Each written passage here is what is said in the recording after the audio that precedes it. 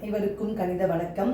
இப்போ பார்க்க போகிறது 8ஆம் வகுப்புக்குரிய கணக்கு பயிற்சி 3 10வது கணக்கு பார்க்க போகிறோம்.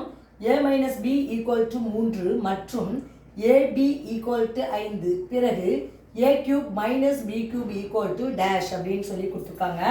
முதல் ஸ்டெப்பை நம்ம என்ன பண்ண போகிறோம்? a - b = 3ன்னு கொடுக்கப்பட்டிருக்கு. இதை நான் எப்படி மாற்றி அமைக்கிறேன் அப்படின்னு பார்த்தீங்கன்னா a - b the whole squareன்னு போட்டுக்கிறேன். அப்போ இங்கே என்ன வரும்? 3 ஸ்கொயர். இதோடைய அப்ரிவேஷன் என்ன? a square minus 2ab plus b square equal to 3 square என்பது 9. இப்போ பார்த்தீங்கன்னா அடுத்த step a square minus 2 into ab என்பது 5ன்னு கொடுத்துருக்காங்க, அதை போட்டுக்கிறேன், plus b square equal to 9. அடுத்த ஸ்டெப் என்ன வரும்? a square 2 5 10 minus 10 plus b square equal to 9. அடுத்த ஸ்டெப் என்ன செய்ய போகிறோம்? இந்த 10 வந்து வலது பக்கம் கொண்டு போகிறோம்.